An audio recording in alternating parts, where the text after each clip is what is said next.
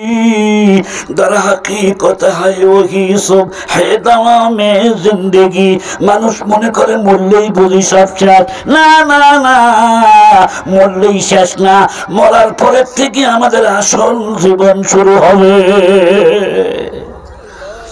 दुनियार हायात तो मात्र कयेक दिनेर हायात कयेक मास कयेक बछरेर हायात 60 बछर 70 बछर 80 बछर ओ मुसलमान बाबाजिरा आमार मा बोनरा एकटु कान लागान दुनियार हायात कत बेशी तमाम विश्वेर सकल पानी जदि एकटा खालेर मধ্যে একটা জায়গায় একত্রিত করা হয় ওই পানির মধ্যে যদি একটা স্বর্ণমুখী সূঁচ বানা হয় ওই স্বর্ণমুখী সূঁচের মাথার মধ্যে যতটুকু পানি ওটা হলো আমার দুনিয়ার হায়াত আর গোটা পানি হলো আখিরাতের হায়াত যার শুরু আছে যার কোনো শেষ নাই এই তো জীবন শুরু করলাম কয়েক বছর আগে এখন আমরা জীবন পথের শেষ প্রান্তে এসে দাঁড়িয়ে গেলাম এই মুসলমান বন্ধুগণ আমার জবান খুলে বলুন তো এই পৃথিবী কি আসলে থাকার জায়গা यहाँ हम सब मुसाफिर है यहाँ हम सब मुसाफिर है वही आखिर ठिकाना कोई आगे रवाना है कोई पीछे रवाना मुसाफिर हर कुजा बाशद वतन राया देमीदारात मुसाफिर हर कुजा बाशद वतन राया देमीदारात चुबुल बुलबर कफस बाशद चमन राया देमीदारात बुलबुल पाखी तोता पाखी खासार मধ্যে আটকায় রাখেন বিস্কুট খাইতে দেন দুধ খাইতে দেন হলো যখন চাই তখন দিবা ময়না পাখি মানুষ খাঁচার মধ্যে আটকায় রাখে না বাবা দরজা কেন বন্ধ রাখে দরজা যদি খুলে দেন তাহলে খাঁচার পাখি জঙ্গলের পাখি জঙ্গলে চলে যাবে এত ভালোবাসেন এত মহব্বত করেন তবু খাঁচার পাখির মুখ খাঁচার দরজা কেন আপনি মুখটা বন্ধ করে রাখেন তার কারণ ওই পাখি কোনোদিন এখানে এসে শান্তি পায় না আমাদের প্রত্যেকটা মানুষের দেহের মধ্যে একটা পাখি আছে পাখিটার নাম হলো রূহ এই রূহ দুনিয়া আসিয়া শান্তি পায় না এই রূহের আসল জায়গা থাকার নাম হলো জান্নাত আল্লাহু আকবার বলেন ওই জান্নাতে আমরা যারা যেতে চাই মনে রাখবেন খাঁচার পাখি একদিন খাঁচার থেকে চলে যাবে বুলবুল পাখি ময়না পাখি যেমন জঙ্গল ভুলে না রূহটাও কিন্তু জান্নাতের কথা ভুলে নাই কিন্তু নফস শয়তানের তাকাদার মধ্যে পড়ে আমরা জান্নাতের কথা ভুলে গেলাম আচ্ছা মুরব্বি আপনি কি বলতেছেন ওখান থেকে আসা যাবে না কয় না বাজান ওখানে যাওয়া যায় ওখান থেকে আসা কথা কয় না আশা আচ্ছা ওখানে গেলে আর কি দেখতে পারবো বলে অনেক কিছু দেখতে পারবে উপরে তুলে না যাই দেখবে 10 হাত কাপড় পরে একটা ডাইনি বুড়ি আসবে অস্ত্র হাতে অস্ত্রটার নাম কি অস্ত্রের নাম হলো বটি আপনাদের দেশে বটি বলে না মাছ কাটে যে অস্ত্র দিয়ে আসে অস্ত্রের নামটা কি বটি বটি দিয়ে কি করবে বলে বটি দিয়ে আগে তোমার আষ্টা ছাড়াবে কি ছাড়াবে আঁশ ছাড়াবে তারপর বলে গরম পানি দিয়ে তোমার শরীরের লেলপা ছাড়াবে তারপর বলে কাইটা পিস পিস করবে তারপর চুলার নাম শুনছো চুলা চুলা হাসিয়াল না তো শুনি নাই তো আগুন তাও তো শুনি নাই তেল কারাই না মুরব্বি এগুলো কিচ্ছু শুনি নাই বলে চুলায় আগুন ধরায় দিয়া ওই কারার মধ্যে তেল দিয়ে আগে গরম করবে তারপরে শেষ কয় না কেবল তো শুরু আরম্ভ তো হয় নাই তারপরে কি করবে বলে প্রতিটা পিসের মধ্যে মেডিসিন লাগাবে কি মেডিসিন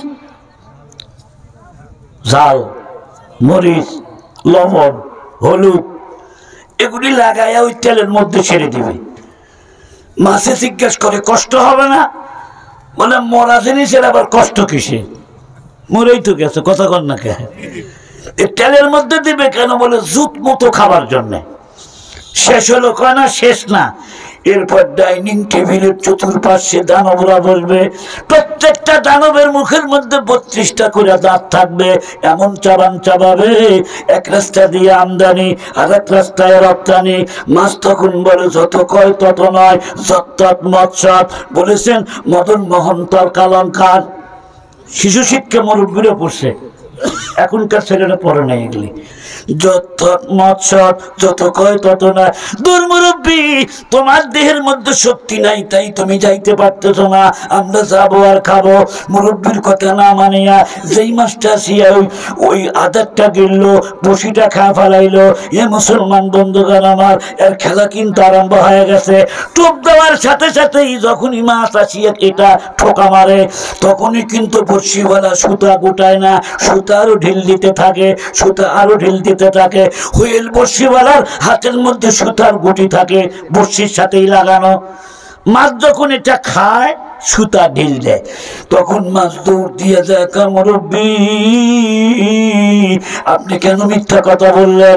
কই শুকনার দাঁতও তো দেখলাম না, দাও দেখলাম না, বটি দেখলাম না, তারপরে মরিচ দেখলাম না, ডাইনিং টেবিল দেখলাম না, 32টা দাঁতওয়ালা দানব তো দেখতে পাইলাম না। আমি খাইলাম, কিচ্ছুই তো হলো না। বাংলাদেশের কিছু মানুষ আছে বলে, হুজুর কি বক্তৃতা করেন আপনারা, কিছুই বুঝি না আমরা। তার কারণ 70 বছর হলো সুদ খাই, কই আমার তো প্যারালাইসিস ধরে না, আবার তো জান্নাত জাহান্নাম কিছুই দেখতে পাই না। 30 বছর নামাজ পড়লাম না, তাও তো আমার কিছুই হলো না।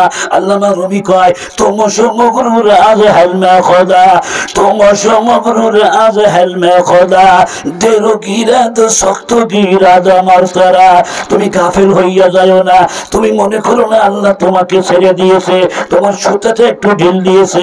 আল্লাহ ধরেন না, ধরেন না। আল্লাহ যখন ধরবেন তখন কিন্তু ছাড়বেন না। কথা কি আমার বুঝতে পারতেছেন আপনারা? কষ্ট হচ্ছে আপনাদের? আল্লাহ খালি শেখ হাসিনা ধরছে, আমাদের কাউকেই ধরবে না, ধরবে না আমাদেরকে। ধরা তো শুরু হয়ে গেছে। আমার মুখের যে দাড়িগুলো দেখতে পাচ্ছেন, একসময় সবগুলো দাড়ি ছিল কুচকুচা কালো, প্রত্যেকটা দাড়ি এখন দেখা যাচ্ছে অনেকগুলো দাড়ি আমার সাদা হয়ে গেছে। বন্ধুরা আমার, ভালো করে মনে রাখবেন, এক একটা দাড়ি হলো আজরাইলের চিঠি।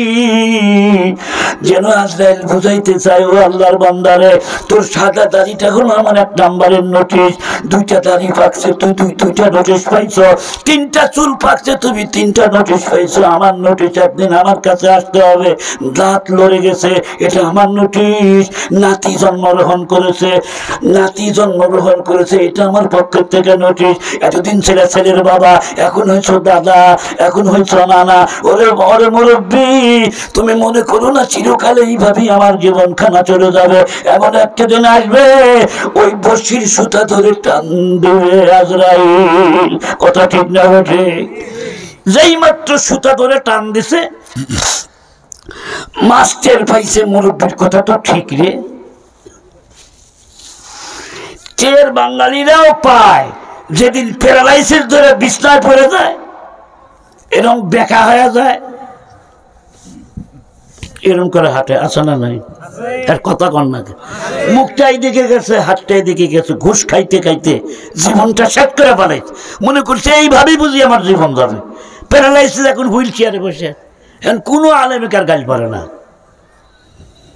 এমন দিন এই সুদখোর ঘুষখোরের কাছে বহু ইমামের ইমামতি খাইছে। ধরে কথা বলতে হবে, ঠিক না ভাই? ঠিক। আজ প্যারালাইসিস ধরে গেছে, এখন তসবিহ হাতে নিয়ে তসবিহ টিপে হুইল চেয়ারে বসে, মুখ দিয়েও কথা বাড়ায় না, মুখ দিয়েও কথা আসে না। সুবহানাল্লাহ, সুবহানাল্লাহ। কে ধরেছে? কথা বলেন না কেন? কে ধরেছে? ধরার মালিক কে? আল্লাহ যে ধরতে পারেন, তার জ্বলন্ত উদাহরণ আপনাদের সামনে আমি আজকে পেশ করব। কষ্ট হচ্ছে আপনাদের? মুসলমান বন্ধুরা আমার, এই যে কোরআন শরীফ আমার সামনে রাখা আছে, এই কোরআন শরীফের কিছু দাবি দেওয়া আছে। খালি আলেমরা কোরআন হাদিস মানা চলবে, সাধারণ মানুষ চলবে না। হুকুকুল কোরআনি আলা সাইরিল মুসলিমিনা আরবাতুন। তাম পৃথিবীর মুসলমানের কাছে কোরআনের দাবি হলো মোট 4টা। কথা একটু জোরে বলুন, কয়টা? 1 নম্বর দাবি তামিলে আহকামিল কোরআন। কোরআনের যত বিধান আছে সমস্ত বিধান মেনে চলা। আল্লাহু আকবার বলেন। আপনারা আমার প্রশ্নের জবাব দেবেন এবার। কোরআনের ভিতরে কি নামাজের কথা নাই? রোজার কথা নাই? মা বাপকে কষ্ট দেওয়ার কথা আছে না? মা বাপের সাথে সদ্ব্যবহারের কথা বলা হয়েছে। চুরি করলে হাত কেটে দিতে হবে, এটা কোরআন শরীফে নাই। ব্যভিচার করে ধরা পড়লে প্রস্তরাখণ্ডে মৃত্যুদণ্ড, 100 চাবুক লাগাইতে হবে, কোরআন শরীফে আছে না নাই? এই কোরআন শরীফের সবগুলা হুকুম আমরা কি মানতে পারি? না। বন্ধুরা আমার, যদি আমরা মানতে না পারি, কোরআন শরীফের 1 নম্বর হক থেকে হককে আমরা মানলাম না। কোরআনের 4টা দাবি। 1 নম্বর দাবি, আমার যতটুকু ক্ষমতা আছে, চোরের হাত কাটার দায়িত্ব আমার না, চোরের হাত কাটার দায়িত্ব ছিল প্রশাসনের। প্রশাসন যারা আছে তারা যদি এই বাস্তবায়ন না করে, ওদের বিচার আল্লাহ নিজের হাতে করবেন। ধরে কথা কর না, ঠিক না বেটি? একটা হাদিসে আসছে, আল্লাহর হুকুম বাদ দিয়ে যদি মন গড়া আইন দিয়ে দেশ চালায়, আল্লাহ রসুল বলছেন বিদেশিদেরকে চাপায় দিবে ওই দেশের উপরে। ইন্ডিয়া হুঙ্কার দিতেছে চট্টগ্রাম আমাদের, কি বলেন? বলতেছে না? আমরা বলি চট্টগ্রাম তোর একবার আইসা দেখ না, কি বলেন? দিবেন? জোরে বলেন, ছেড়ে দিবেন? কিন্তু মূল অপরাধটা কোন জায়গায়? এ কথা বলার সাহস কেন পায়? আফগানিস্তানের দিকে চোখ রান্দায় তো কেউ কথা বলতে পারে না, জোরে কথা কর না, ঠিক না বেটি? কেন পারে না? সেখানে আল্লাহর আইন 100% বাস্তবায়ন হচ্ছে, 100% বাস্তবায়ন। আর বাংলাদেশে 1%ও নাই। নামাজ পড়বো না, জেলখানায় যেতে হবে তোমাকে, এটা ফিকি হানাফির ইসলামী আইন। নামাজ অস্বীকার করবা, তাহলে তোমার খবর আছে। অস্বীকার করলে তুমি আহমদ বিন হাম্বলের কাছে মৃত্যুদণ্ড। নামাজ অস্বীকার করলে জেলখানায় থাকতে হবে। এই আইন তো বাংলাদেশে নাই। আইন যারা করবে ওরাই যে নামাজ পড়ে না, একটু কথা বলেন না কেন? আইন যারা পাশ করবে, গারবা মেরো মসুজিরো চুহাদর বাণী কোনাদ, গারবা মেরো মসুজিরো চুহাদর বাণী কোনাদ, হামশনি আর কানে দৌলত মুলকেরা বীরা কোনাদ। শিয়াল যদি পাহারাদার হয় আর মুরগি যদি প্রজা হয়, তাহলে ওই মুরগির কোনো অস্তিত্ব থাকবে? শিয়ালকে যদি বলেন এই মুরগির ঘোড়া পাহারা দিবি, তোরা 2 জন শিয়াল থাকলো আর 100 মুরগি থাকলো, 1 মাস তোরা পাহারা দিবি, 1 মাস পরে এসে কি কোনো মুরগি পাওয়া যাবে? রক্ষক হয়েছে ভক্ষক, হয়েছে চেয়ারম্যান, হয়েছে এমপি, হয়েছে মিনিস্টার, খালি মই কি হনরে, মই কি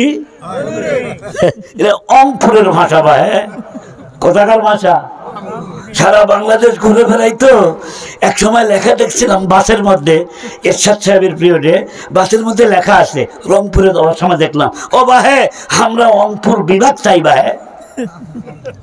বাসের মধ্যে লেখা রাখছে দাবি, ও ভাই আমরা রংপুর বিভাগ চাই ভাই। এটা দোষ না, এটা আঞ্চলিকতা। আঞ্চলিকতা কোনো দোষের কিছু না, এটা আল্লাহর দেওয়া ভাষা। একটু সুবহানাল্লাহ বলেন। আমাদের দেশের মা বোনরা যখন খই ভাজে, দেখবেন ধান আগেই বালুর মধ্যে দেয় না, আগে বালুটা গরম করে। বালু যখন গরম হয়ে যায়, তখন ওই বালুর মধ্যে ধান যখন ছেড়ে দেয়, তখন একটা আওয়াজ হয়। কিসের আওয়াজ হয় তা জানেন? ফটফট ফটফট আওয়াজ হয় না বাবা? এটা কি বলে তা জানেন? আসিলাম ধান, হইলাম খই, আরো জানি কত বড় হই। এটা বেশি লাভ দেয় যেটা আগে আগুনের মধ্যে পড়ে। আসিলাম সাধারণ মানুষ, হইলাম চেয়ারম্যান, সেখান থেকে হইলাম এমপি, সেখান থেকে হইলাম মন্ত্রী আর মিনিস্টার। আসিলাম ধান, হইলাম খই, আরো জানি কত বড় হই। বেশি বড় হতে যাইয়া আজকে বাংলাদেশে তারা নাই, পালায়া গেছে। আবার কেউ কেউ শ্বশুর বাড়িতে যাইয়া খুব বিশ্রাম নিচ্ছে জেলখানায়। সরু কথা কর না, ঠিক না? কষ্ট পাচ্ছেন আপনারা?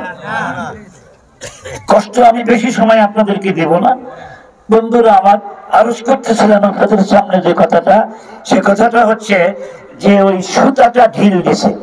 সুতা যেই মাত্র ঢিল দিয়েছে, সুতা ঢিল দেওয়ার কারণে মাছ গোটা পুকুর ঘুরে বেড়াচ্ছে আর বলতেছে কই কিছুই তো হলো না। আমাদেরকে চিৎকারি করে বলে হুজুর এত নামাজ পড়ে আপনি কি পাইছেন? আমি যে নামাজ পড়ি না তা তো আমার তেমন কোনো ক্ষতি হয় নাই, আমি যে রোজা থাকি না তা তো আমার জীবনের কোনো ক্ষতি হয় নাই। কই আপনারা তো রোজা থেকে কি করলেন? আমরাও বলি আমহিল ঘুমরুয়াইদা, আমরাও বলি তোমার রশিদ একটু আল্লাহ ঢিল দিয়ে রাখছে, আল্লাহ ধরেন না ধরেন না, আল্লাহ যখন ধরবেন তখন কিন্তু ছাড়বেন না, আল্লাহ ধরে বলে শক্ত দ্বারা। আবু জেহেল বলেছিল মুহাম্মদ কই আমার তো কিছুই হয় না। এই বন্ধুরা আমার, বদরের মাটিতে আল্লাহ দেখায় দিচ্ছে কিছু আল্লাহর শক্তি আছে না না।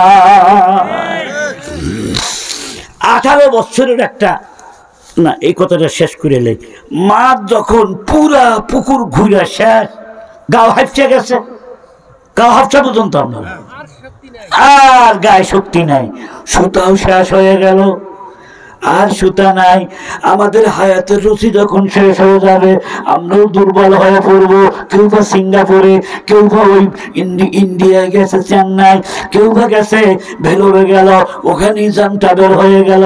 এ বন্ধুরা রে আমার, দৌড়াদৌড়ি করতে করতে মাছ যেমন পুকুরের একদিক থেকে আর একদিক দৌড় দেয়, আর একদিক থেকে আর একদিক দৌড় দেয়, মুরব্বী আমার একটু বাঁচান। মুরব্বী কয় না এখন আর বাঁচান সম্ভব নয়, মাছটা পুকুরের মধ্যেই মারা যায়। এবার মালিক যখন রশি ধরে টান দেয়, উপর হয়ে মাছ আসতে পারে না, তখন সিট হয়ে আসে।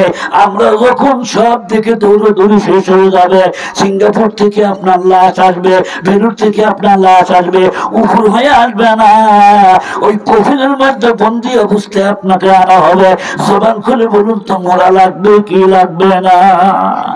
وقال رسول الله صلى الله عليه وسلم কাফা বিল মাউতি ওয়াইজান। এত বক্তার বক্তৃতা শোনা লাগবে না, যদি মানুষ একটা বক্তাকে ফলো করে সেই বক্তা হলো নীরব বক্তা, ওই বক্তাটার নাম হলো মৌত। আমার চোখের সামনে আমার ছেলে মারা গেল, আমার চোখের সামনে আমার মা মারা গেল, আমার বাবা মারা গেল, আমাদের স্বাভাবিকভাবে কিছু চোখের পানি আসলো, মাটি দিতে আসলাম, সব আমরা ভুলে গেলাম। না বাবা, এখান থেকে সবক গ্রহণ করতে হবে। তোমার বাবা গেছে যে জায়গায় তোমাকেও যেতে হবে সেই জায়গায়, তোমার দাদা গেছে যেই জায়গায় তোমাকেও যেতে হবে সেই জায়গায়। ও দুনিয়ার আত্মভোলা মানুষেরা মনে রাখো, তোমার আগে তোমার সন্তানকে খবর এনে তোমাকে সবক দিলাম, এখনো সতর্ক হও।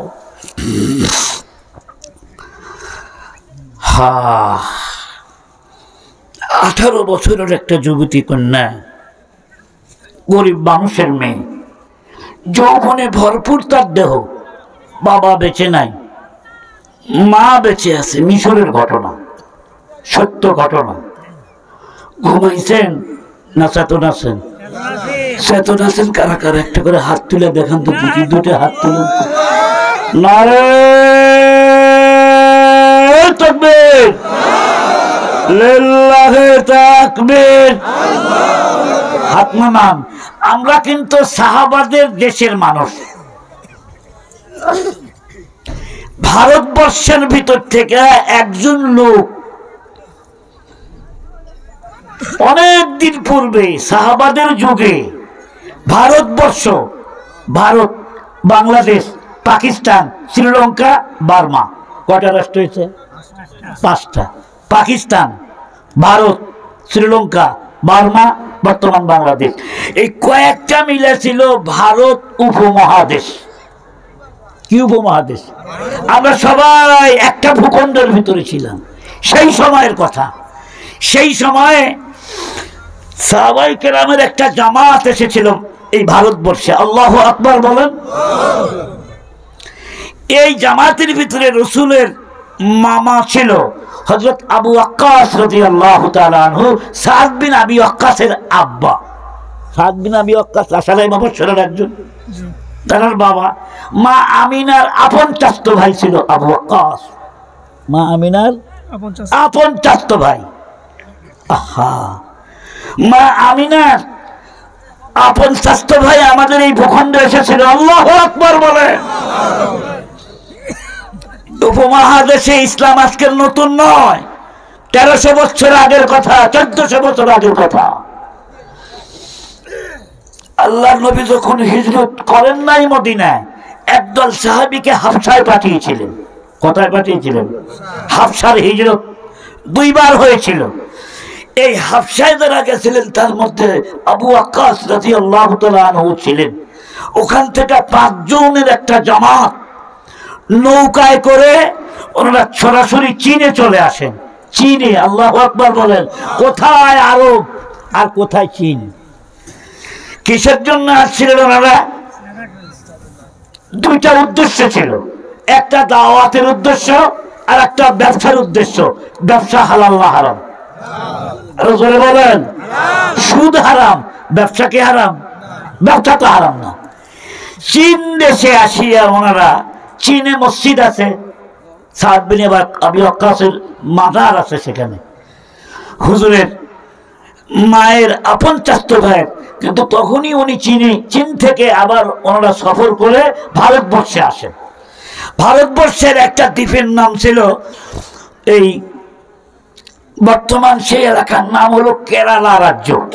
কেরালা রাজ্য, ওই সময় নাম ছিল মালাবীর দ্বীপ, মালাবরের দ্বীপ। এই মালাবরের দ্বীপে এই সাহাবায়ে কেরামের 5 জন লোক যখন যায় বর্তমান কেরালা রাজ্যে, ওই রাজ্য শাসন করতে একজন হিন্দু রাজা, তার নাম ছিল চেরিমল পরিমল। নামটা কি মনে থাকবে? কি নাম? একজন লোকের নামই চেরিমল পরিমল। যেরকম নাম ওই রকম কাম। চেরিমল সত্য হিন্দু, মুসলমানি নাম কি পাবে? কিন্তু হিন্দু রাজা। হিন্দু রাজারা আমাদের এই দেশকেও শাসন করতে এক সময়। ওই সময় 1 বিঘা জমির খাজনা ছিল, 1 বিঘা জমির খাজনা ছিল মাত্র 8 আনা, আর দাঁড়িয়ে রাখলে তার খাজনা ছিল 2.5 টাকা। কয় টাকা? সারা জীবনে না, কিন্তু প্রত্যেক বছর 2.5 টাকা খাজনা দিতে হবে যে মুখে দাঁড়িয়ে রাখবে। যুবকরা উত্তর দাও, আমাদের বাংলাদেশে এখন দাঁড়িয়ে রাখতে খাজনা লাগে? কি জবাব দিবে আল্লাহর কাছে গিয়া? খাজনার যুগ তো খতম হয়ে গেছে, হিন্দু রাজাদের যুগ খতম হয়ে গেছে। এখন গপ্প ফুটাও আমরা হিন্দু মারি, নির্যাতন করি, ইম্পসিবল হতেই পারে না। নির্যাতন তোমরা করেছো, মুসলমান নির্যাতন করতে পারে না। চেরিমল পরিমল একজনেরই নাম। ওনার একটা অভ্যাস ছিল, বিদেশ থেকে যে কোনো লোক তার দেশে যেত, উনি মেহমানদারি করতেন। আল্লাহু আকবার বলেন। মেহমান রোজি খুদ মে খুরাত, মেহমান কিন্তু নিজের রুজি খাইয়া যায়, বরকতটা দিয়া যায়। হিন্দু রাজা মেহমানদারি করে। এক সময় ডাক পড়লো, আবু ওয়াক্কাস রাদিয়াল্লাহু তাআলা আনহু, আপনারা আমার দরবারে আসেন, মেহমানদারি করব। মেহমানদারি আরম্ভ হয়ে গেল। বাবা রহমত পড়তেছে রে। হ্যাঁ,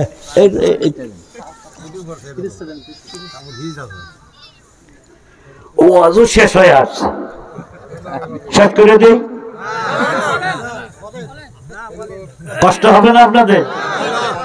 আমাকে কর্তৃপক্ষ বলছে আধা ঘন্টা করলেই হবে। আধা ঘন্টা কেন, এই 45 মিনিট কিন্তু হয়ে গেছে। ভাইরা আমার দিক তাকান। সাদ বিন আবি ওয়াক্কাস রাদিয়াল্লাহু তাআলা, নবীজির মামা, চাচাতো মামা আর কি, দাওয়াত পাইয়া আসলো হিন্দু রাজার বাড়িতে, মেহমানদারি করলো। সাদ বিন আবি ওয়াক্কাস বললেন, আমরা কিন্তু এই তোমাদের জবাই করা কিছু খাবো না। সুবহানাল্লাহ বলেন। তোমরা দেবতার নামে জবাই করে খেলে বেতে আমরা খাইতে পারবো না। বলেন না, আপনাদের রুচি মতো মেহমানদারি করবো 3 দিন। কয়দিন? সুবহানাল্লাহ। মেহমানদারি হয়ে গেল। হিন্দু রাজা চেরিমল বলতেছে, শোনো আমি কেন মেহমানদারি করাই? কতদিন যাবত মেহমানদারি করেন? অনেক দিন থেকে মেহমানদারি করি আমি, একটা উদ্দেশ্য। কি উদ্দেশ্য আপনি বলেন? বলে, ও মুসলমানের দল, মনে রাখো তোমরা, বেশ কিছুদিন পূর্বে আমি আমার গিন্নিকে নিয়া, আমার বিবিরে নিয়া ঘরের ছাদের মধ্যে বসেছিলাম। জ্যোৎস্নার রাত ছিল, সেটা আমার বিবির চেহারার দিকে একবার তাকাই আর একবার চাঁদের দিক তাকাই। ও বন্ধুরা রে, আমার বউকে নিয়া খোলা জায়গায় চাঁদের আলো দেখবেন, ভোগ করবেন, স্বাস্থ্যের জন্য উপকারী, রোদ খাওয়াবেন, স্বাস্থ্যের জন্য উপকারী। আর এই চেরিমল বাদশা এবার কি করলো। সিটিমল দাদা বলে আমি চাঁদের দিকটা তাকায় আসি, আবার বিবির দিকে একটা বার তাকায়। হঠাৎ লক্ষ্য করে দেখি পূর্ণিমার রাত ছিল, হঠাৎ চাঁদটা দুই খণ্ডিত হয়ে গেল বলে কান মারা হবা। اقتربت الساعة وانشق القمر اقتربت الساعة وانشق القمر আল্লাহু আকবার বলেন। চাঁদ দুই ভাগ হয়ে গেল। আসর থেকে মাগরিব পর্যন্ত যে টাইমটুকু ঘুরিতে থাকে এই টাইমটুকু চাঁদ জোড়া লাগলো না, তারপরে চাঁদ জোড়া লেগে গেল। আমি হতভম্ব হয়ে গেলাম। আমার বেগমকে বললাম তুমি দেখছো? হ্যাঁ আমি দেখেছি। গ্রামের মানুষকে বললাম, মন্ত্রীদেরকে বললাম, কেন আমরা তো এত কিছু দেখি নাই, মনে হয় আপনার চোখের মধ্যে কেউ জাদু লাগাইছে। আসলে কি জাদু লাগাইছে? জাদু লাগাইছে?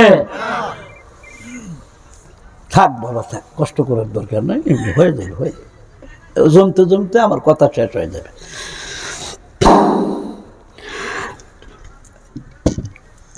আবু ওয়াক্কাস রাদিয়াল্লাহু তাআলা আনহু বললেন আপনি কি এই ঘটনা নিজের চোখে দেখেছেন? আল্লাহু আকবার বলেন।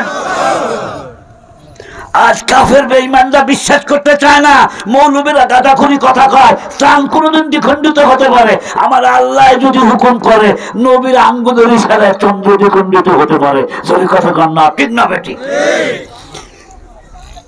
মিস্টার নীল আর্মস্ট্রং চাঁদে প্রথম যেদিন যাবে, বিমান স্টার্ট, রকেট স্টার্ট দিতেছে, স্টার্ট হয় না। পাদ্রী এসে বলল, খ্রিস্টান মিস্টার নীল আর্মস্ট্রং তোমরা সব দেশের পতাকা নিয়ে এসো চাঁদে যাচ্ছ যে? বলে সব দেশের পতাকা নিয়েছি, চাঁদে নিয়ে পারবো। বলে সব দেশের পতাকা নাও, কিন্তু সৌদি আরবের লা ইলাহা ইল্লাল্লাহ খচিত পতাকা নিও না, ওরা নিলে তোমাদের অশুভ আচরণ হবে। পতাকা রাইখা রকেট স্টার্ট দেয়, রকেট স্টার্ট হয় না। মিস্টার নীল আর্মস্ট্রং বলেন তা আমার সন্দেহ হলো এই পতাকা রাখতে বলে কেন? ওই পতাকা আমি নিয়ে স্টার্ট দেই তো, যেই পতাকা নিয়ে স্টার্ট দিতে স্টার্ট হয়ে গেছে। মারহাবা কোন।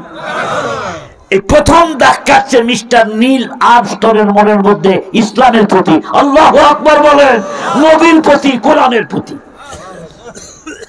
চলে গেছে দেখার জন্য।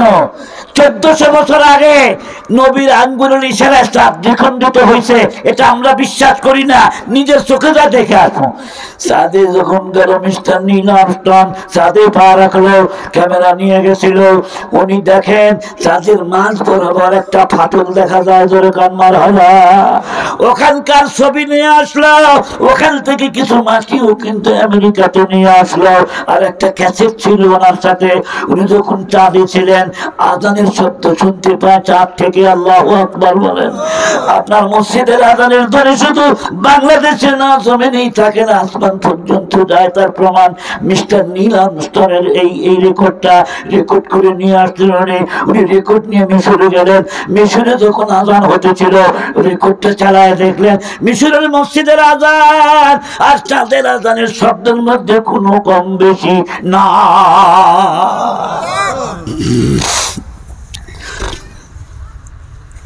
75% ঈমান আনছে। মাটি পরীক্ষার পালা, এবার মাটি পরীক্ষা আরম্ভ হয়ে গেল। ওই মাটি কত বছর আগের ফাটলটা হয়েছে, কত বছর আগের ফাটা এটা হতে পারে। গবেষণা করে দেখা গেল 1400 বছর আগে চাঁদ দ্বিখণ্ডিত হয়েছিল। মিস্টার নীল আর্মস্ট্রং আর দেরি করে না, মুসলমানদের হাতে হাত দিয়া কালিমা পড়ে, লা ইলাহা ইল্লাল্লাহ। জোরে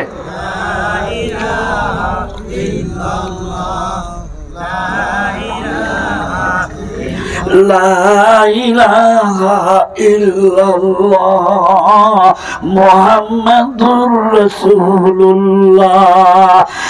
আবু ওয়াক্কাস, আমি যখন এটা দেখলাম কেউ আমার সমাধান দিতে পারলো না, তখন আমি কি করলাম, তখন বিদেশি মেহমানদেরকে আমি দাওয়াত খাইতে আরম্ভ করলাম।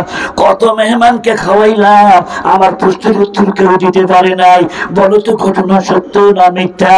হুজুরের মামু তখন ডাক দিয়া বলে, আপনি দেখছেন এখান থেকে বসে, আর আমরা নবীর কাছে ছিলাম, ওই সময় রাসূল হাত দিয়ে ইশারা করছিল চাঁদ তুই দ্বিখণ্ডিত হইয়া যা, সাথে সাথে চাঁদ দ্বিখণ্ডিত হইয়া গিয়েছিল। এ বন্ধুরা আমার, হেদায়েত কাকে বলে? 3000 বছরের 3000 মাইল দূরে ভারতের কেরালা রাজ্যে বসে একটা অমুসলিম বিশ্বাস করে যে নবী সত্য, আর নবীর দরবারে বসে আবু জেহেল বিশ্বাস করে না যে নবী সত্য না মিথ্যা। ইন্নাকা লা তাহদি মান আহবাবতা ওয়ালাকিন্নাল্লাহা ইয়াহদি মান ইয়াশা। জবান করে বলুন তো হেদায়েতের মালিক কে? সাদ বিন আবি ওয়াক্কাসের কাছে শতদা যখন শুনলেন তখন বললেন, আমি একটা নিয়ত করেছি, টাকা যতই লাগুক, যত মাইল দূরে এই নবীর বাড়ি হোক না কেন, আমি যাব মক্কা শরীফে। এই পরিমল, এই চেরিমল পরিমল রওনা দিল মক্কার উদ্দেশ্যে। বন্ধুরা রে আমার নবীকে মদিনায় গিয়া পাইল, নবীর হাতে হাত দিয়া কালিমা পড়ে হয়ে গেল মুসলমান। বাড়িতে আসার পথে রাস্তার মধ্যে তার হায়াতটা শেষ হয়ে যায়। যদিও হায়াত শেষ হয়েছে, কিন্তু আমাদের ভারতবর্ষের মানুষ কালিমা পড়ে হয়েছে, সাহাবীর মর্যাদা পাইছে। জোরে কন্যা মারহাবা। আমরা সেই দেশের মুসলমান, আল্লাহু আকবার বলে। এই দেশের মুসলমানদের রক্ত থাকবে গরম, এদেশের মুসলমানদের স্পৃহা থাকতে হবে, জিহাদি তামান্না থাকতে হবে। আপনার চোখের সামনে কেউ যদি আমার রাসূলকে বেয়াদব বলে, আপনি তাকে ছেড়ে দেবেন? কথা বলেন, ছেড়ে দেবেন? আপনার চোখের সামনে যদি কোরআন শরীফটা কেউ আগুন দিয়ে পোড়াইতে চায়, তাকে ছেড়ে দিবেন আপনারা? বহুত পরিতাপের বিষয়। আজকে মুসলমানরা লাকুম দীনুকুম ওয়ালিয়া দীন, যার যার ধর্ম তার কাছে, আমার কি দরকার বাবা? না না না না, নবীর সামনে মুখ দেখাইতে হবে কি হবে না? অবশ্যই মুখ দেখাতে হবে। বন্ধুরা আমার, 18 বছরের একটা যুবতী, মিশরে বাড়ি, বাবা নাই, মা আছে বৃদ্ধা মা। হঠাৎ একদিন একটা নোটিশ আসলো মিশরের বাচ্চার পক্ষ থেকে, বলি তোমার ঘরে একটা যুবতী কন্যা আছে, 18 বছর প্রাপ্তবয়স্ক হয়েছে, যে কোনো মুহূর্তে আমার বাড়ির সিপাহী তোমার বাড়িতে যাবে। এই বাচ্চার একটা চরিত্র ছিল, প্রত্যেক রাত একটা করে কুমারী নারী নিয়ে রাত কাটাইতে হবে। 1 নম্বরের লুচ্চা। জোরে বলেন কি? মিথ্যা কথা কইলাম? এই কাম দ্বারা করে তাদের লুচ্চা বলে না, বদমাশ, কালেক্টর, লুস। সাধারণ মানুষ যদি জেনারা বিচার করে এটা তো মানে নেওয়া যায়, আর গ্যাসের বাচ্চা যদি জেনারা বিচার করে, অত্যাচার করে, আমার আল্লাহ এটা সহ্য করেন না। হ্যাঁ, একদিন পুলিশ এসে হাজির সন্ধ্যার সময়। হাজেরা টের পাইছে মেয়েটার নাম ছিল হাজেরা। এই হাজেরা কে? পাইনা আমার নবীজির মায়ের বংশধরের ঊর্ধ্বতন নারী। আমার নবী বলেন, আমার কোনো বাবা জনাকার ছিল না। আমার বাবা আব্দুল্লাহ, তার বাবা আব্দুল মুত্তালিব, তার বাবা হাশেম, তার বাবা মুন্নাফ, তার বাবা কুসাই, তার বাবা কিলাব। এমনি করতে করতে ইব্রাহিম আলাইহিস সালাম, ইসমাইল, জবিহুল্লাহ, হযরত আদম আলাইহিস সালাম পর্যন্ত আমার যত বাবা দুনিয়া থেকে বিদায় নিয়ে গেছে, আমার কোনো বাবা চরিত্রহীন ছিল না, আর আমার কোনো মা চরিত্রহীন ছিল না। একটু ধরে বলেন না মারহাবা। এমনি নবী হওয়া যায় না, ইলেকশন করে মেম্বার হওয়া যায়, চেয়ারম্যান হওয়া যায়, নবী হওয়া যায় না। চেষ্টা করে ওলি হওয়া যায়, চেষ্টা করে কিন্তু নবী হওয়া যায় না। নবীর দরজা বন্ধ। আর গোলাম আহমদ কাদিয়ানী কোন জায়গার থেকে আসে? আমি বললাম শেষ নবী। নবীর পরে আর কোন নবী আছে? কথা বলেন, নবীর পরে নবী আছে?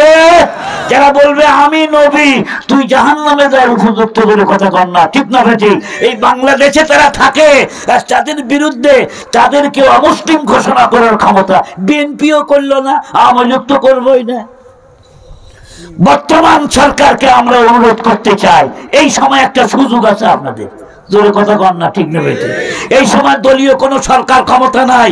তাম বাংলাদেশের 98% মুসলমানের প্রাণের দাবি মিটাইয়া আপনারা যদি এই কাদিয়ানীদেরকে অমুসলিম ঘোষণা করে যেতে পারেন, আজীবন বাংলাদেশের মুসলমান মনে রাখবে।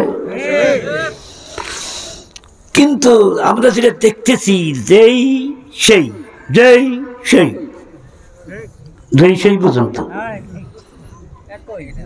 ওই কামারের বেটা কামার লোহা পিটায়, ছেলের হাতে বড় হাতুর, বাপের হাতে ছোট হাতুর, লোহা গরম করে যখন পিটান শুরু করে, ছেলে বড় হাতুর দিয়ে হেমার দিয়ে সাইজ করে, হেমার দিয়ে পিটায়, আর বাপের টুকটুক করে সাইজ করে। এরকম হয় না বাবা? লোহা যখন ঠান্ডা হয়ে যায় তখন লোহার থেকে একটা আওয়াজ আসে, কামারের বেটা কামার, যত পিটান পিটাও না কেন আমরা লোহা যেই সেই যেই সেই যেই সেই যেই সেই। ছেলে তখন ডাক দেখা, বাবা শক্ত হয়ে গেছে, ওর আওয়াজ বন্ধ করতে চাইলে ওকে আবার আগুনের ভিতরে দিতে হবে। আগুনের ভিতরে না দিলে লোহা যেমন নরম হয় না, আমরাও বড় একটা পরীক্ষার মধ্যে না পড়লে আমরাও সোজা হব না।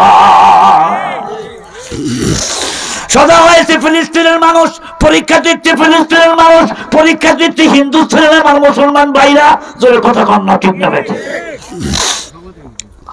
আরজ করতেছিলাম আপনাদের সামনে, বাচ্চার নাম ছিল সাইদুন। সাইদুন বাচ্চা নোটিশ জারি করেছে, ইমরান যাও তো ওই হাজেরাকে ধরে নিয়ে আসো। হাজেরা হবে আমার আজকের প্রমোদ ঘরের সঙ্গী, আর তাকে নিয়ে আমি আজকে আমোদ প্রমোদ করবো। বিবি ছাড়া অন্য কোনো মহিলার দিকে ধর্ষণ করা দূরের কথা, খায়েশের দৃষ্টিতে তাকানো জায়েজ আছে? জোরে বলুন জায়েজ আছে? আম্মা জানলা আমার একটু কান লাগান, হাজেরার মতো মেয়ে আপনি তৈরি করেন। কেমন চরিত্রবান মেয়ে? হাজেরা ডেকে বলে, মা ওই যে আসতেছে পুলিশ বাহিনী, পিছনের দরজাটা খুলে দাও। কই যাবি? বলে আমার চোখ দুই চোখ যেদিকে যায় সেদিকে যাবো গো মা। আমি আমার জীবন নষ্ট করতে পারি কিন্তু আমার চরিত্রের উপর কলঙ্কের দাগ লাগাইতে দিও না। দৌড় দিল, অন্ধকারে হারিয়ে গেল। ইমরান বাহিনী এসে বুড়িকে বলে, বুড়ি তোমার পেটে হাজেরা কোন জানি না। গ্রেপ্তার হলো বুড়ি, রিমান্ডে নিয়ে যখন পিটন শুরু করলো, বৃদ্ধা মহিলা আমার সহ্য করতে পারে না, বলে পিছনের দরজা দিয়ে ভাগিয়া গেছে। হাজেরা আগে আগে দৌড়ায়, পুলিশ পিছে পিছে দৌড়ায়। সামনে আছে নীল নদী, নীল নদীর পাড়ে দাঁড়াইয়া দেখে তরঙ্গ, অত্যন্ত স্রোত আছে নদীর মধ্যে। ডাক দিয়ে বললো, এই পুলিশ বাহিনীকে বলে যাও হাজেরাকে দাও। এমন সময় হাজেরা মহান আল্লাহ রাব্বুল আলামিনকে ডাক দিল, আল্লাহ তামাম পৃথিবীর সব মানুষ ঘুমিয়ে থাকলে তুমি আল্লাহ তো ঘুমাও নাই, আমি কি জন্য এখানে আছি তুমি তো মাওলা জানো। আমার যৌবন প্রাপ্তির পর থেকে নিয়ে কোনো পরপুরুষ আমার দিকে তাকানোর চান ছাড়ি দেই নাই, আমিও কোনো পরপুরুষের দিক তাকাই নাই। কেন তাকাবে? তো নবীজির মাতুল কোন কথা কন না ঠিক না ঠিক? ওগো আমার মালিক, আমি তরঙ্গমালা নদীর মধ্যে এখন ঝাঁপ দেব, যদি আমি মরে যাই আত্মহত্যার দায় তুমি আমাকে আসামির কাঠ গড়ায় খাড়া করিও না আল্লাহ। আল্লাহ তুমি ইচ্ছে করলে আমার জীবনও বাঁচাইতে পারো। জবান করে বলুন তো জীবন বাঁচানোর মালিক কে? পুলিশ আর নদীর মধ্যে নামলো না। ইমরান পুলিশদেরকে কয় লাভ দে। পুলিশকে আপনি লাভ দেন, মারাবা কোন? আপনার জানের ভয় আছে, আমাদের জানের ভয় নাই। কুমির হাঙ্গর ধরবে আমাদেরকে, আপনি লাভ দেন। ইমরান চলে গেল, ঘোষণা দিয়ে গেল। এই নদীর ছেলেদেরকে বললো, যার জালে ধরা পড়বে সরকারি ঘরে এসে পৌঁছায় দেবে লাশটা। বন্ধুগণ আমার হাজেরা জালে আটকা পড়লো অজ্ঞান অবস্থায়, নিয়ে আসা হলো রাজবাড়িতে। মা গ্রেপ্তার জেলখানায়। মা খালি হাজেরা হাজেরা বলতেছে, হাজেরা তো অজ্ঞান অবস্থায় আছে। জ্ঞান যখন ফিরে আসলো, সুস্থ যখন হলো, হাজেরাকে সুসজ্জিত করে যখন প্রমোদ কক্ষের মধ্যে নেওয়া হলো, প্রমোদ কক্ষের মধ্যে ঢুকেই হাজেরা যায় নামাজ তালাশ করে। দাসী বান্দিরা বলে হাজেরা এটা প্রমোদ কক্ষ, বাচ্চা তোমার সাথে প্রমোদ করবে, বিনোদন করবে, একটু চিত্ত বিনোদন করবে, তোমার সাথে খেলতামাশা করবে, এখানে যায় নামাজ দিয়া কি করবা? তখন হাজেরা ডাক দিয়ে বলে, বিপদের মধ্যে পড়লে মুমিনের সবচেয়ে বড় হাতিয়ারের নাম যায় নামাজ। জানামাজ যখন দিল না, খালি মেজের মধ্যেই তখন নামাজে দাঁড়ায় গেল। 2 রাকাত নামাজ পড়তে যখন হাত তুলেছে আল্লাহ পাকের দরবারে, এমন সময় জালেম ঘরের মধ্যে আসিয়া বলতে দেখতেছে সুন্দরী রমণী একটা আছে, গায়ের দিকে হাত বাড়াইতে চায়, মদের বোতলটা দূরে নিক্ষেপ করে, যেই মাত্র হাজেরার গায়ে হাত দিতে যাবে বন্ধুরা রে আমার, এমন সময় হাজেরা চোখের পানি ছেড়ে দিয়ে মালিককে ডাক দেয়, মালিক তুও কাদের হায় কে জু चाहे करे, जिसको चाहे दे जैसे चाहे ना दे, जिसको चाहे दे जैसे चाहे ना दे। मालिक তোমার একটা নাম কাদের, সর্বশক্তিমান আল্লাহ। আল্লাহ তুমি জালেমের হাতটারে ঠেকাও, বান্দার চোখের পানি জমিনে পড়ার পূর্বেই দরখাস্ত মঞ্জুর হয়ে যায়।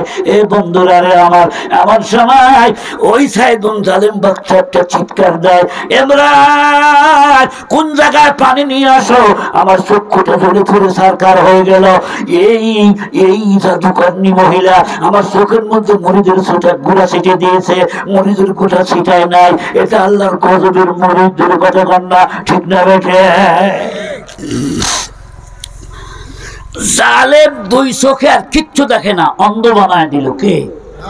যুবক, তুমি যখন মোবাইলটা হাতে নিয়ে রাত 12টার সময় ল্যাপের মধ্যে ঢুকিয়া মার চোখে ফাঁকি দিয়া, বাবার চোখে ফাঁকি দিয়া, নিজের পকেটের টাকা দিয়ে এমবি ভরে তুমি যখন মোবাইলের মধ্যে ল্যাংটা ছবি দেখতে থাকো, যুবক, মনে করো কেউ আমাকে দেখলো না, মা দেখলো না, বাবা দেখলো না, তুমি যে চোখ দিয়ে ল্যাংটা ছবিগুলা দেখতে পাচ্ছ, একবার মনে রাখো চোখের পাওয়ার দিয়েছেন যিনি, এই চোখের পাওয়ার কেড়ে নেওয়ার মালিক তিনি। জবান করে বলুন তো, চোখ দিয়েছেন কে? আলাম নাজআল লাহু আইনাইন ওয়া লিসানান ওয়া শাফাতাইন। আল্লাহু আকবার বলেন। মাশাআল্লাহ, জাযাকুমুল্লাহ। পুরো 1 ঘন্টা কথা বলেছি, কষ্ট হয়েছে আপনাদের? খুব কষ্ট দিয়ে গেলাম আজকে। বলবেন যে হুজুর এখনই শেষ করলেন? হ্যাঁ বাবা, আমি 1 ঘন্টা করে কথা বলি। এখন আমার চাইতে বড় বড় বক্তা যারা 1 লক্ষ টাকার ডিমেন্টে আসে, ওরা 40 মিনিট অস্কুরে আরেক জায়গায় যায়, আমি আরেক জায়গায় যাবো না, আমি আমার বাসায় চলে যাবো। দোয়া নেওয়ার জন্য আমি আপনাদের সামনে এসেছি। ইন্না বাদশা রব্বিকা লাশাদীদ, আল্লাহর ধরা নরম না শক্ত? ডাক দিয়ে তো মা হাজরা, ও মা, মা কয়ে ডাকতেছে, এতক্ষণ ডাকছে বান্ধবী আই লাভ ইউ বলছে, হাজরাকে আই লাভ ইউ টু বলছে। আম্মা জানদের বলে যায়, আম্মা জান টু বলা বাদ দেন। বর্তমান বাংলাদেশের মেয়েরা টু বলে কি বলে না, I love you too, I love you three সবই বলে। আম্মা জান হাজরার মতো একটা চরিত্রবান নারী বানান। হাজরার পেটের থেকে যেমন ইসমাইল পয়দা হয়েছিল, আপনার পেটের থেকে আল্লাহ রাব্বুল আলামিন হাফিজের মতো সন্তান বানায় দেবে, হযরত ইসমাইল শহীদের মতো সন্তান বানায় দেবে, ওই আহমদ শফির মতো সন্তান বানায় দেবে। জবান খুলে বলুন তো, মায়ের পেটের ভূমিকা আছে না নাই?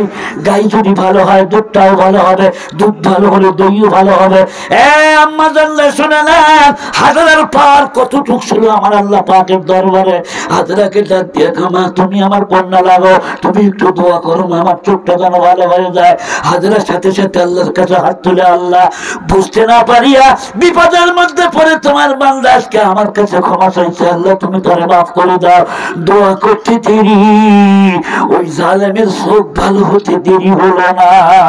জনগণ মারহাবা। বুখারীর মধ্যে যে কিচ্ছাটা আসছে সেটা বিবি সাদার কথা এসেছে, লম্বা ঘটনা, আমি সেদিকে যেতে চাচ্ছি না। বন্ধুরা আমার, আমি নিজেকেও বলছি, আমি আল্লাহ পাকের একজন বান্দা, আমাকেও কে ধরবেন? আপনাকেও কে ধরবেন? ইন্না বাদশা রব্বিকা লাশাদীদ। আজকে রবের ব্যাখ্যা দিতে পারলাম না, বাদশা সম্পর্কে কিছু কথা বললাম।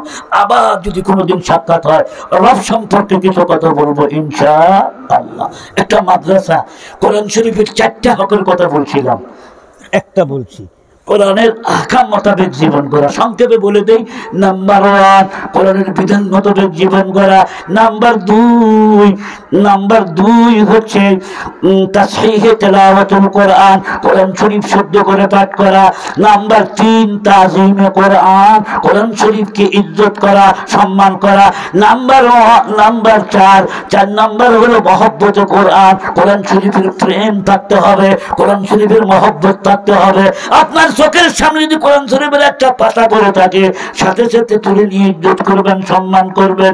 আর কোরআন শরীফের এলেম যাদের মধ্যে আছে, তালিব ইলম নায়েবে রাসূল যারা আছে, ওরা যদি একটু ভুলও করে ক্ষমা সূত্র দৃষ্টিতে দেখবেন তার কারণ এই হাফেজ সাহেবগুলো জীবন্ত একটা কোরআন ধরে গণ্য মারহাবা। এটা কাগজের কোরআন, হাফেজ সাহেব হলো বাস্তব কোরআন, ওর সিনার মধ্যে কোরআনে কারিম আছে। এক হাফেজ ভুল করলে কি সব হাফেজের দোষ? কথা কন না কে আপনারা? হয়তো ব্যতিক্রম হতে পারে, একটা হাফেজ অন্যায় করেছে, সে ব্যক্তির দোষ, গোটা কোরআন শরীফের দোষ নয়। এই জন্য কোরআনই মাদ্রাসা আপনারা এসে বসেছিলেন। আমি তো মনে করছিলাম মহিলা মাদ্রাসা, এখন এসে দেখি ছেলেদের মাদ্রাসা না, এটা ছেলেদের মাদ্রাসা। মাশাআল্লাহ। আচ্ছা, যদি এই মাদ্রাসাটা না থাকতো আমি কি এখানে আসতাম? কথা বলেন আসতাম? আপনারা কি আসতে পারতেন? এই কোরআনের ওসিলায় আপনারা এক জায়গায় এসে বসতে পেরেছেন। আসুন, আল্লাহর আযাব আর গজবের ভয় নিয়ে বসেছি, এক্ষুনি দোয়া করব, হাত উঠাবো আল্লাহ পাকের দরবারে, মাদ্রাসাটা টিকে থাকুক। এটা কি আপনারা চান না? কেডা কেডা চান? একটু হাত তুলে দেখান তো দেখি। আল্লাহ সব হাতগুলাকে কবুল করো, আমিন বলেন। ভাইরা আমার নবী এতিম ছিলেন, এতিমরা মাদ্রাসায় লেখাপড়া করে। আপনার মা কবরে, আপনার বাবা কবরে আছে, কিছুক্ষণ পরে আপনাদেরকে নিয়ে আমি হাত তুলে দোয়া করবো আল্লাহ পাকের দরবারে। হাজেরার জীবনের ছোট্ট আর একটা কথা বলে আমি বিদায় নিয়ে যাবো। বন্ধুরে, মা কবরে, বাবা কবরে যাদের আছে, দোয়ার আগে আমি আপনাদের কাছে একটা আরজি রাখতে চাই, একটা আবেদন নিবেদন রাখতে চাই। আমি বলি না 50,000 টাকা আপনাকে মাদ্রাসায় দিতে হবে। আপনার কাছে বর্তমানে যদি 100 টাকার একটা নোট থেকে থাকে, কয়েকটা নোট আছে, যেই নোটটা সবচাইতে বড় নোট, ওই নোটটা হাত দিয়ে ধরবেন। নবীর মহব্বতে, রসুলের মহব্বতে, রসুলের মাদ্রাসার জন্য হাত পেতেছি। আসেননি কোনো বন্ধু নবীর মাদ্রাসায় দান করার মতো? ইচ্ছা আপনাদের সিনার ভিতরে যদি থেকে থাকে, একটু উঠে আসেন। বলা যায় না কোন দিনের দান আল্লাহ পাকের দরবারে কবুল হবে। একটু জিকির করেন লা ইলাহা ইল্লাল্লাহ। 200 গাড়ি এখানে মোটামুটি লাগবে, মাটি লাগবে, বেশি দাম না, 350 টাকা। মাশাআল্লাহ। ভাইরা আমার, এই মাদ্রাসাটা এখানে আরো সুন্দর হোক, আপনারা সবাই চান তো? একটা আবেদন আসছে, এখানে মাদ্রাসার মাঠে প্রায় 200 গাড়ি মাটি লাগবে। এক এক গাড়ির মাটির উঠানো খরচ পড়বে 350 টাকা। এই আর্জিটা রেখেছেন উনি। তো আপনারা অনেক মানুষ এখানে আছেন, 350 টাকা একটা মানুষের একদিনে বাজার খরচ কি 300 টাকা দিয়ে বাজার হবে? কথা বলেন না কেন? 1 কেজি ব্রয়লার মুরগির দাম কয় টাকা? 180 টাকা। 1 কেজি মুরগি কিনে আপনার বাড়ির সব মানুষের হবে না, কমসে কম 2 কেজি।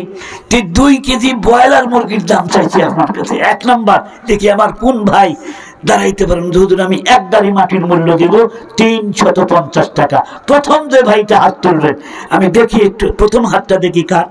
মাশাআল্লাহ, খাতা কলম আছেন কোনো ভাই? এই যে 1 নাম্বার একটা ভাইয়ের হাত দেখা যায়। কি নাম ভাই? আপনার নাম কি? কি নাম? নামটা লেখেন। আলাউজ্জামান নাকি? সারাউজ্জামান মিলন ভাই, 1 গাড়ি মাটি। একটু জোরে বলেন তো মারহাবা। লিল্লাহি তাকবীর। না, খিচুড়ি ঠান্ডা হয়ে গেল তাড়াতাড়ি। নারে তাকবীর। খিচুড়ি আছে না? হুজুর পাক হইছে না হয় নাই? তাহলে তো ঠান্ডা হয়ে যাবে। ঠান্ডা খিচুড়ি খেয়ে মজা পাবেন না। ঝটপট এই 500 টাকা কে দিলে এখানে? আনোয়ার ভাই, একটু চলে বলেন মারহাবা। আনোয়ার ভাই 500 টাকা, আল্লাহ কবুল করো, আমিন বলে। 2 নম্বরে 1 গাড়ি মাটির দাম দেবেন। একজন ভাই দাঁড়ান, ভাই একটা হাত দেখান। কি নাম বাবা? এই যে হুজুরের নাম কি? আনোয়ার ভাই, 1 গাড়ি মাটি, আল্লাহ কবুল করো, আমিন বলেন। আরে আমিন বলতে পয়সা লাগবে না, দাঁড়ানো ভাই গুলো বসেন। 10 গাড়ি। কি নাম? ইমদাদুল হক। জোরে একটা তাকবীর হবে। নারে তাকবীর। দানবীর ইমদাদুল ভাই 10 গাড়ি মাটি ধরে কম মারহাবা। সব দোয়া একসাথে করে দেবো আমি। আল্লাহ ইমদাদুল ভাইয়ের দানকে কবুল করো। আল্লাহ মুরব্বিদের কবরগুলো বেশ